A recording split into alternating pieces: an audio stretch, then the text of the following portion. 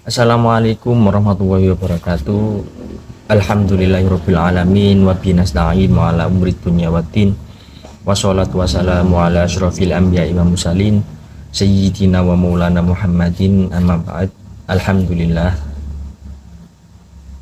Dalam pertemuan kali ini semoga kita dan teman-teman sekalian masih dalam keadaan sehat walafiat, dan tentunya juga dalam keadaan iman, Islam, dan ihsan. Di sini saya akan sedikit menjelaskan tentang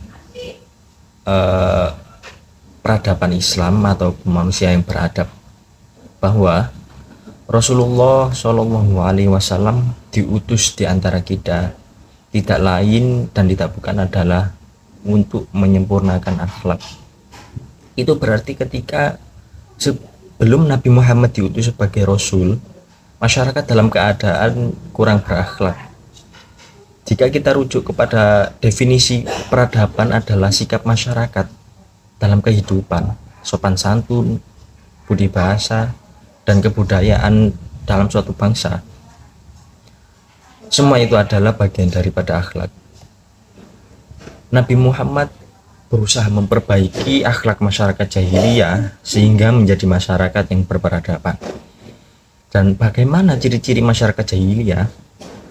Seperti yang digambarkan sejarah, mereka suka bertengkar sesamanya, salah satunya karena suku, karena fanatik dengan sukunya, sehingga mereka selalu membanggakan sukunya dan merendahkan suku-suku lain. Pertengkaran tidak hanya adu mulut dengan bahasa kasar, tetapi juga sampai menganiaya lawannya sampai membunuhnya. Adapun perlakuan mereka terhadap perempuan dengan semena-mena. Memang sebagian dari mereka ada yang menikah, bahkan lebih dari satu, tetapi tidak diimbangi dengan adanya tanggung jawab kepada keturunannya, sehingga begitu banyak anak-anak mereka terlantar. Keterlantaran anak-anak mereka termasuk dalam bidang pendidikan, karena mereka tidak mendapat pendidikan yang baik, sehingga mereka tidak memiliki pengetahuan dalam kehidupannya. Maka mereka sering jadi buruh ataupun budak. Kehadiran ajaran Islam adalah untuk memperbaiki itu semua. Sejak awal Nabi mempersaudarakan semua manusia.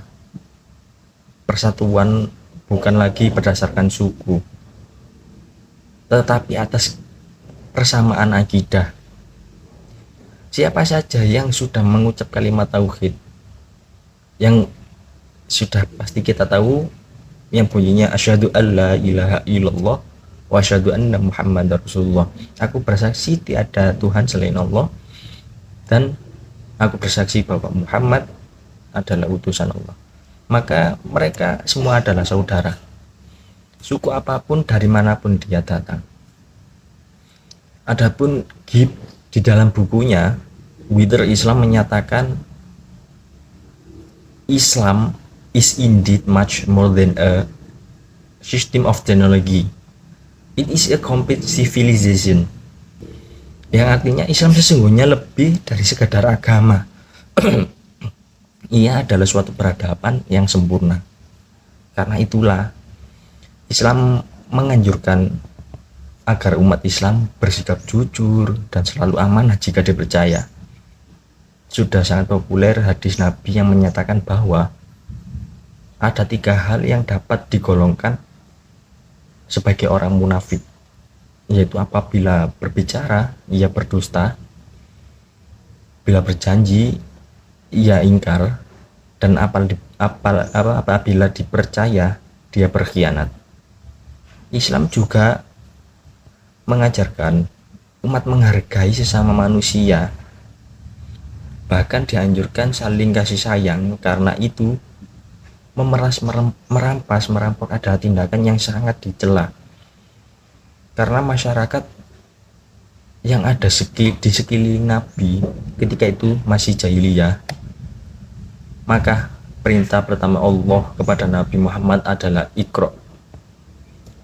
Kalimat Iqra pada wahyu pertama yang diartikan membaca maksudnya adalah mulai dari membaca, menelaah, menganalisis, mengodifikasi, dan menulis kembali.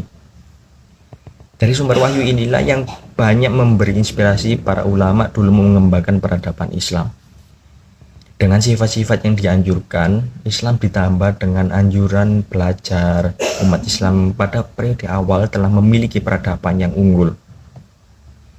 Dalam sejarah diceritakan sekian ratus tahun umat Islam menjadi umat yang dibanggakan, baik dari sisi budi pekertinya maupun dari sisi karya nyatanya yang dapat menyejahterakan masyarakat dunia. Ketika itu sering sebuah negara yang kadang-kadang penduduknya mayoritas non-muslim, tapi pemegang tampuk pimpinannya adalah ulama Islam. Seperti juga Nabi Muhammad di awal membangun negara Madinah, kebanyakan warganya adalah non-muslim. Tetapi mereka memberi kepercayaan kepada Muhammad sebagai pemimpin negaranya.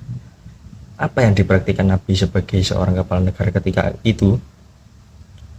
Mengagumkan semua bangsa, mulai dari karakter kepemimpinannya yang cinta rakyat tanpa pandang bulu, sampai sistem pengelolaan negara yang adil dan beradab dan penuh dengan semangat pengabdian.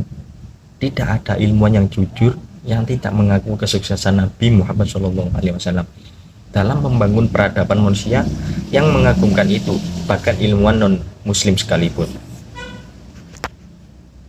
Baik, teman-teman sekalian, mungkin ini saja penjelasan singkat tentang peradaban Islam dalam pertemuan kali ini.